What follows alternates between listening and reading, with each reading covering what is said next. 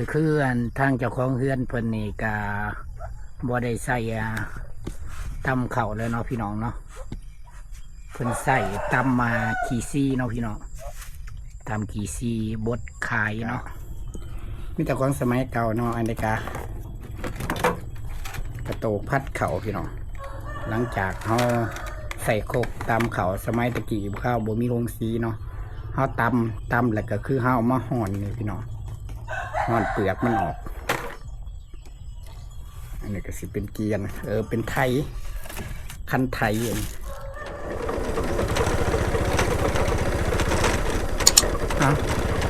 ทักทายสบายดีพี่น้องตอนนี้ใครกระชิพาพี่น้องเขาไปหมู่บ้านดอนไว้เนาะพี่น้องบ้านดอนไว้ใหญ่เส้นทางนี่คือเขามาเนี่ยก็เป็นเส้นทางแดงพี่น้องบ้านดอนไว้เนี่ยก็ถึงกับเมืองไฟโพทองแขวงสวรรณเขตพี่น้องเมื่อนี้กับฝนตกอยู่เบิดมือพี่น้องเลยฮะแต่เศร้านี่ก็น้ำไม้ก็ได้หลายไป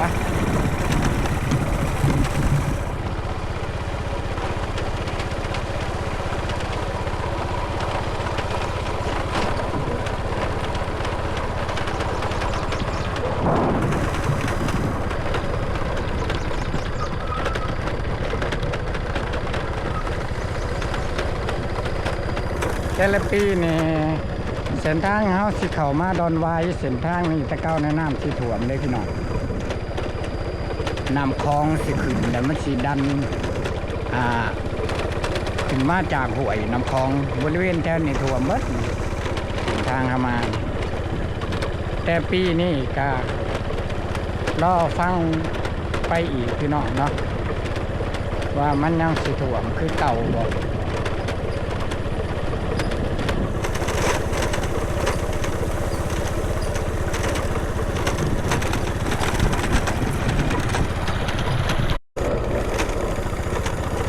นี่พี่น้องครับก็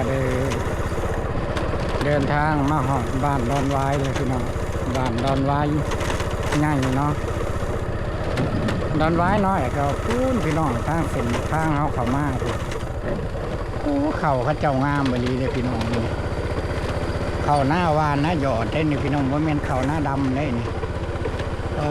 มีตะกอใหญ่ๆนี่นะพี่น้อง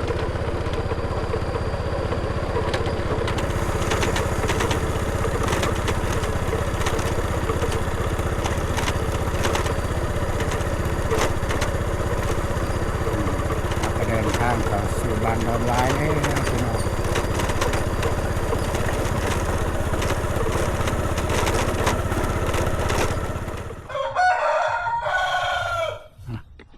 สบายดีเนาะ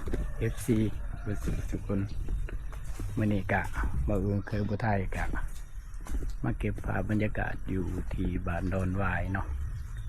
แล้วจะพาทุกคนมาเบิ่งคกเนาะคกตำเขาสมัยเก่าสมัยแต่ข้าวเฮาบ่มีหุงสีเนาะใส่คกนี่แหละพี่น้องที่ตำเขานี่คือว่าคกตำเขานี่ยัง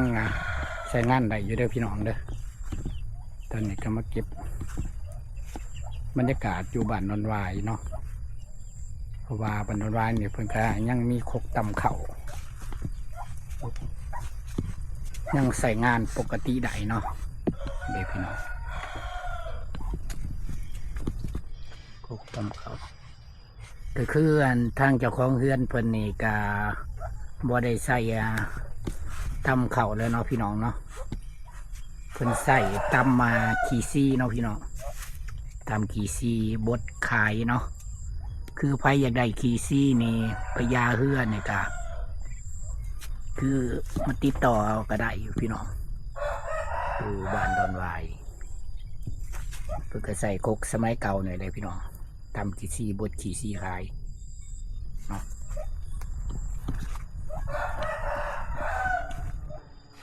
นี่ก็มีขอแปะ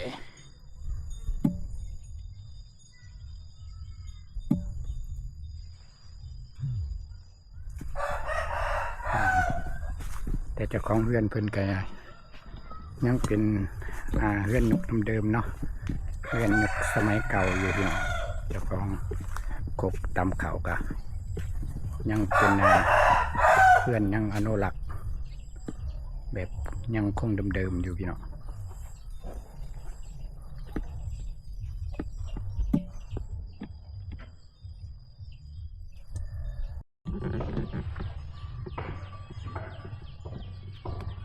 พี่น้องเฮาก็ตอนนี้ก็อยู่ที่กลางบ้านเนาะบ้านดอนวายอันนี้เป็นห้องการบ้านพี่น้องเป็นห้องการบ้านบ้านดอนวายเนาะอันนี้ก็เป็นนันบริเวณที่ว่าทางเงาพอวัดบ้านดอนวายเพิ่นได้ไปสอบมาหาได้เนาะพี่น้องเป็นเกียนเนาะเกียนงัวเทิกคูเป็นเกียนสมัยเก่าที่เฮาใส่แก่สิ่งของเนาะสมัยตะกี้พี่น้องแต่ข้าวบ่มีรถบ่มีรางครับก็ใส่เกียนนี่แหละพี่น้องขมัวเทิกคู่หนึ่งเนาะใส่หลากเดี๋ยวให้ชิพาพี่น้องขับเบิ่งภายในเนาะนี่แขวงสวรรณเขตเมืองไซพุทองบ้านดอนวายเนาะอันนี้คือเงาพอเพิ่นนะได้ไปเห็นเก่าบอลน่าจะเป็นบอลเขตอื่นเนาะเกียนนี่เพิ่นก็เลยขอซื้อเนาะขอซื้อนำข้าเจ้าเอามาเป็นอนุรักษ์ไว้ที่คนได้ขายไปมาเขตอื่นเนาะ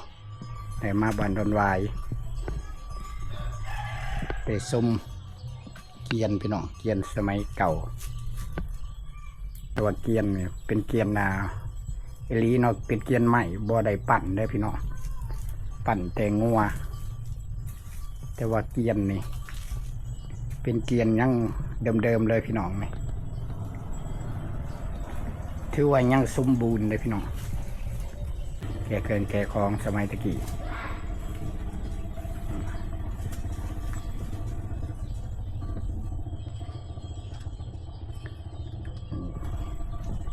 มันก็สิมีให้หลุม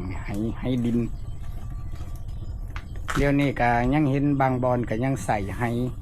ดินนี่เป็นให้ที่เฮ็ดกันให้น้ำกินเนาะตักกินน้ำในเขตไซบัวทองในนาซีบัวอยากมีเลยเนาะแต่เขตอื่นนี่บางอื่นเคยผู้ไทยเพนยังเห็นอยู่พี่น้องนี่เป็นกะมีแต่ของสมัยเก่าเนาะอันนี้กระโตกพัดเข่าพี่น้องหลังจากเขาใส่โคกตำเข่าสมัยตะกี้ข้าวบ่มีโรงสีเนาะเขาตำแล้วก็คือเขาเอามาห่อนนี่พี่น้องห่อนเปลือกมันออกอันนี้ก็สิเป็นเกียนเป็นไทยคันไทยเองคันไทยนาที่เขาใส่ไทยหน้าตะข้าวตะกี้ใส่ควายไทยคันไทยนะพี่น้องก็ถือว่ามีแต่อันยุคเดิมๆเนาะคือผลสะสมใบอยู่ในบนบริเวณนั้นเทิงเกียนเดี๋ยวพี่เพิ่งก็ยังมีอยู่ได้พี่น้อง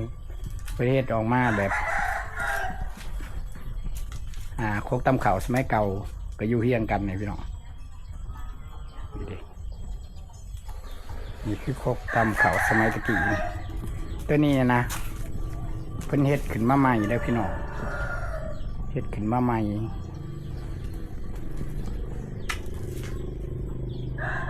เฮ็ดให้คนรุ่นหลังได้เบิ่งเนาะอนุรักษ์ไว้พี่น้องครบตามเขา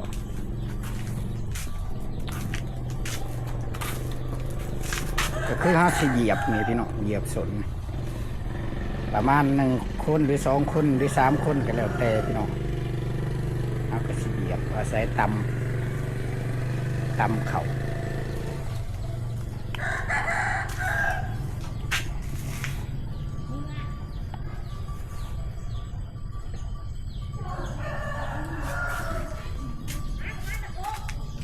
มาด้านหลังทั้งกระแพงนี่ก็เป็นวัดพี่น้องเป็นวัดบ้านดอนวาย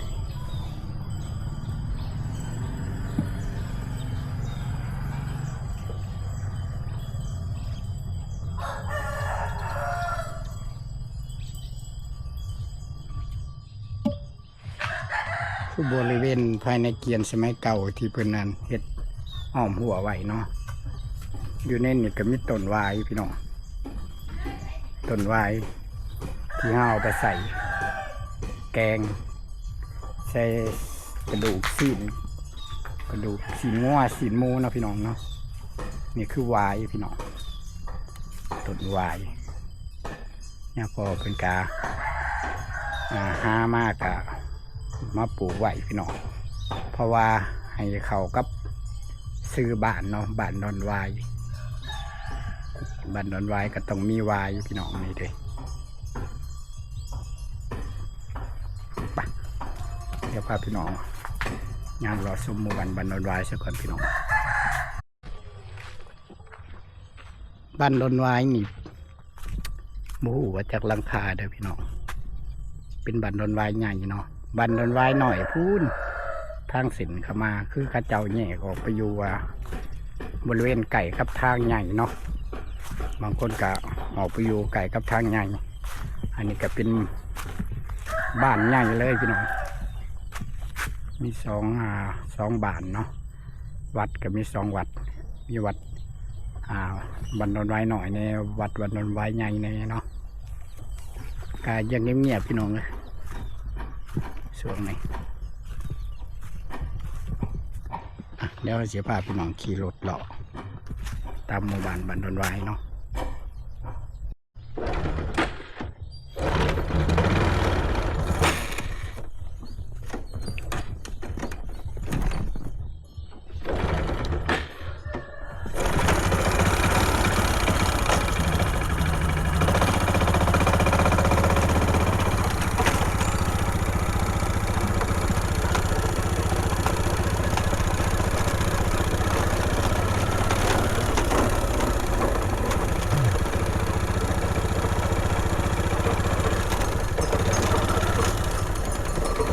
พี่น้องครับก็คือ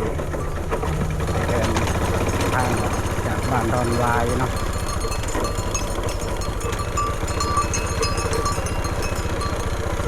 คือเฮากะสีเข้าสู่ไปบ้านฆาตจารย์ต่อเนาะพี่น้องเนาะคือบ้านฆาตจารย์เนี่ยเพิ่นก็มีครัวถามหวยสมัยตะข้าวสงครามก็ได้พี่น้องสมัยตะข้าวฝรั่ง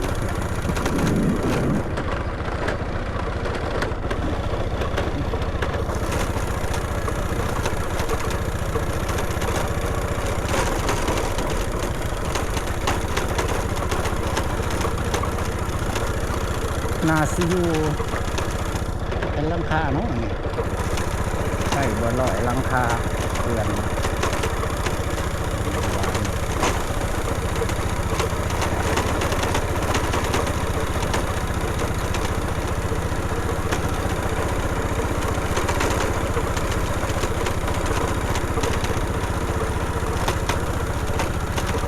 อากาศกาห้อนอบอ้าวพี่น้องเลย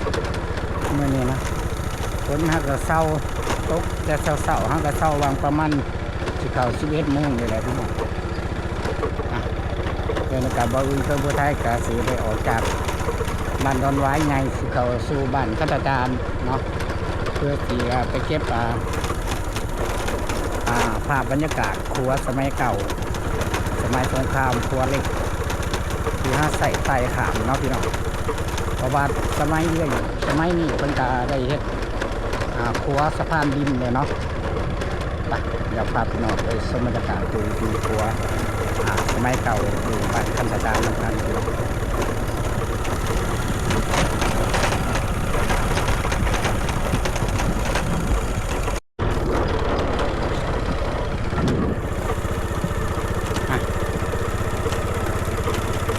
ตอนนี้เขาก็ได้เดินทางมาหอดบ้านฆาตจารย์เลยพี่น้องเนาะตอนนี้ก็เป็นครัวเนาะสะพาน ที่ว่าสร้างใหม่แล้วก็มีสะพานเก่าพร้อมพี่น้องเป็นสะพานสมัยสงครามตะเข้าตะกี้เดี๋ยวครับสิไปถ่ายให้พี่น้องเบิ่งเนาะเก็บภาพบรรยากาศให้พี่น้องชมสะพานสมัยเก่าเป็นสะพานสมัยใหม่พี่น้องเป็นสะพานดินเนาะ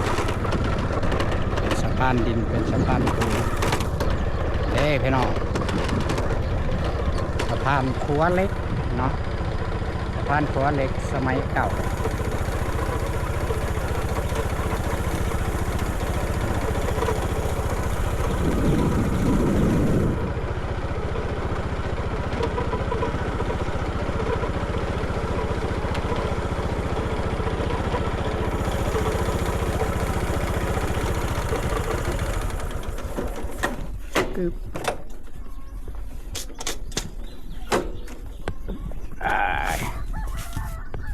เดี๋ยวมาลงเก็บภาพบรรยากาศครัวเล็กสมัยเก่าพี่น้อง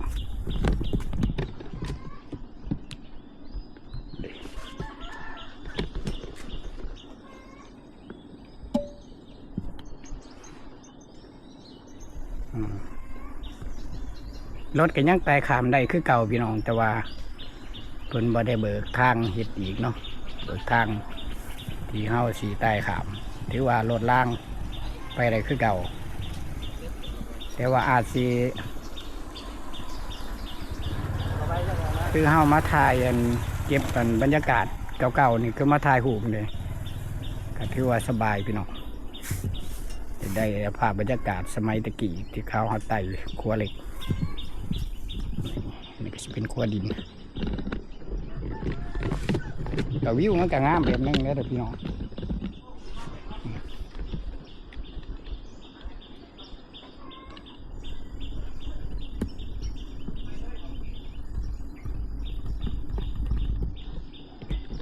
ไปก็สิไปเก็บภาพบรรยากาศอยู่แคมป์คลองบ้านนี่พี่น้องอยู่ท่าบรรคัตจารย์เนาะ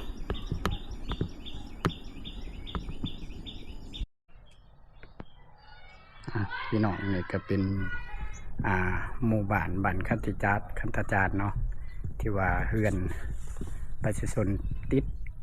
แม่น้ำคลองนะพี่น้องเนาะนี่ด้านหลังเฮือนลุงนี่เนาะด้านหลังครัวเราเนี่ยก็ถือว่าเป็นน้ำคลองพี่น้องมันคัตจารย์นี่เพิ่นกะมีกันเจือนแล้วเรียบร้อยพี่น้องทาบ้านคัตจารย์ก็ถือว่าเฮือนซานบ้านซองเขาเจ้าก็มีแต่หลังใหญ่ๆพี่น้องเป็นเฮือนสองชั้นพี่น้องเลย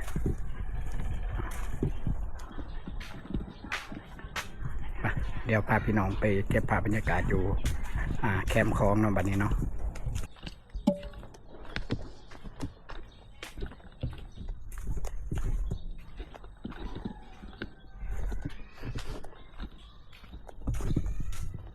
คือเฮาสิพาพี่น้องลงมาชมวิวเนาะท่าแคมป์คลองบรรคัตจารย์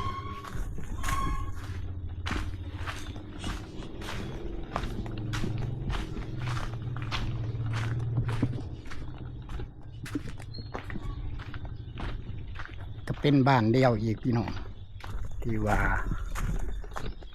ในกันเจือนแม่น้ำคลองเนาะมันคัตจารย์อยู่เมืองเสบุทองแขวงสวรรณเขตเนาะ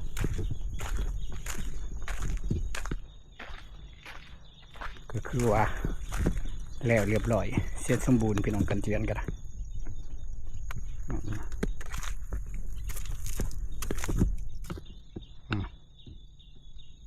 บรรยากาศกะขึ้นผ้าขึ้นฝนพี่น้องไหม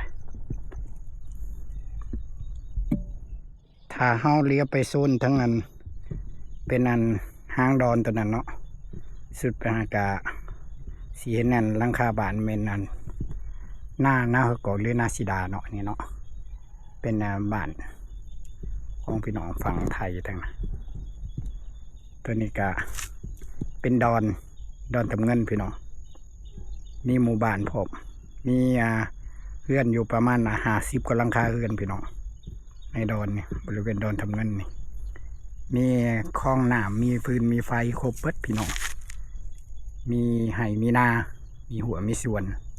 เป็นดอนที่ไว้ใหญ่พี่น้องนี่ถ้าขึ้นไปหัวดอนตะนี่ก็สิเป็นนาเลยไปหันกับเป็นนาอำเภอดอนตาลพี่น้องมาเรื่องเครื่องบัวไทยก็สิจบคลิปเพียงเท่านี้เด้อพี่น้องเด้อผู้ใดที่เก่าชมส่องเลยก็อย่าลืมฝากกดติดตามฝากกดไลค์กดแชร์เพื่อเป็นกำลังใจน้องพี่น้องเนาะเจอกันคลิปหน้าพี่น้องคลิปนี้สบายดีพี่น้องบ๊ายบาย